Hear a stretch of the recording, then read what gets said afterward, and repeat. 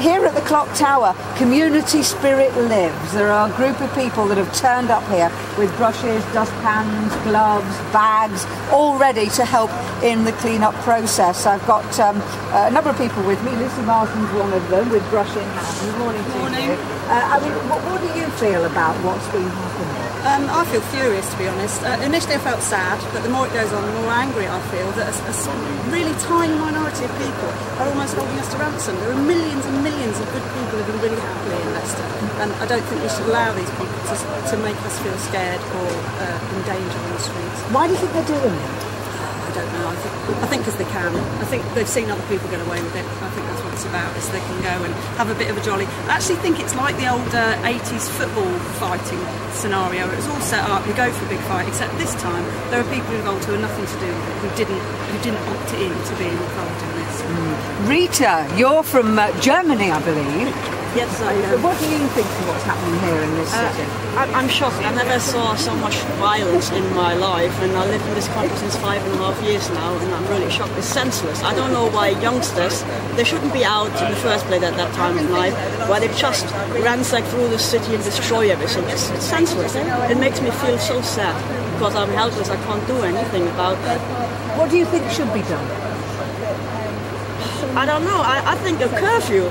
Bring a curfew out. Don't allow youngsters to come to town after a certain time. And if they wear like balaclavas or stuff, just arrest them straight away, because you don't have nothing to hide. You don't have to cover your face. You know? Well, you're young fellows. I mean, what do you think to what's been going on among our young here? Well, I think it's senseless copycat violence.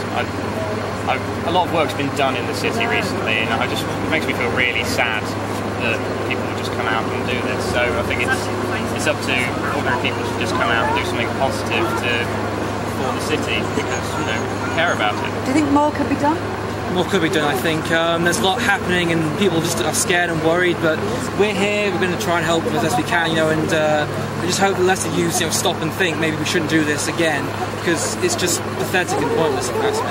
So what's going to be happening? What are you doing this morning then? I think we're going to go down to Granbury Street and see what needs to be done. Do a bit of sweeping up, clearing up, and show our support as much as anything. Fantastic. Well, more hands to the pump, the better. I better let you get going, because they're dying to get down there and lend a hand and help clear up our city.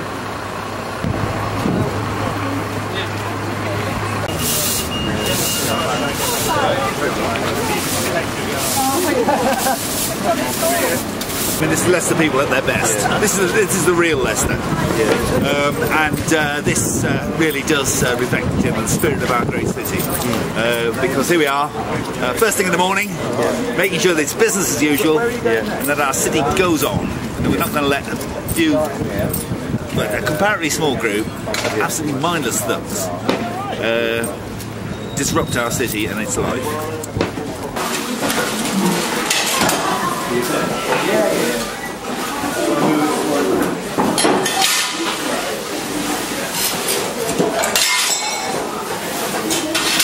Well, I mean, what just astonished me is that most of those who were out last night were kids. And you just got to ask, what on earth were their parents doing? Didn't they ask them where they were going? Didn't they ask them what they were doing?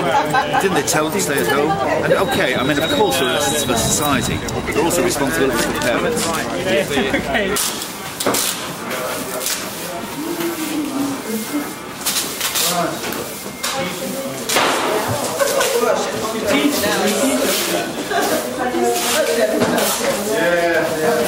You were down here, weren't you? I was here, yeah. I was standing on, when they were kicking this in, I was just standing over there, and we're just watching it. It was a teenage lad with his mates, and he was just kicking at the door until it broke, and it was utterly purposeless. Because it was clearly there was a metal screen behind it. There was no other guy actually going to get in. It was just breaking the glass for the sake of it.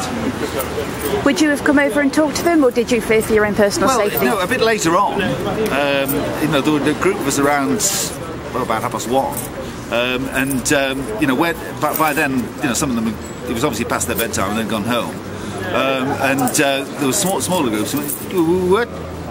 They were coming back to the curbside bar over there, and trying again to break a window that they'd been unsuccessful breaking earlier on.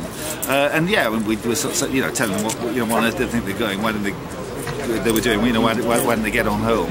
And they were just making rude gestures to us, and eventually they ran off because there were more of us than there were of them by that stage.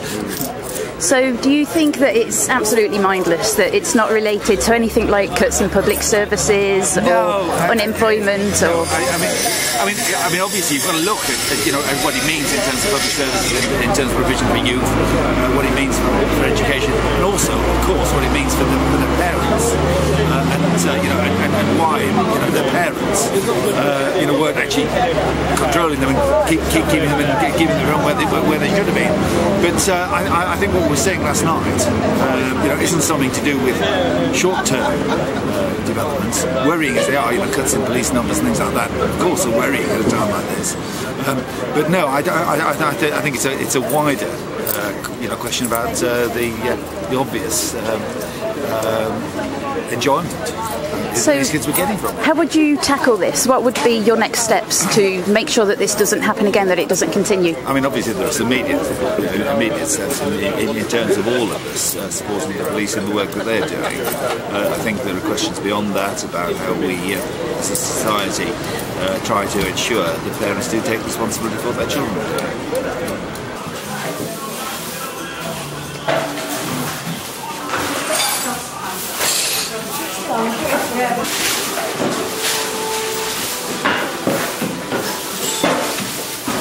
Move it out, that's out. And that is the sign we need to see. That's the sign.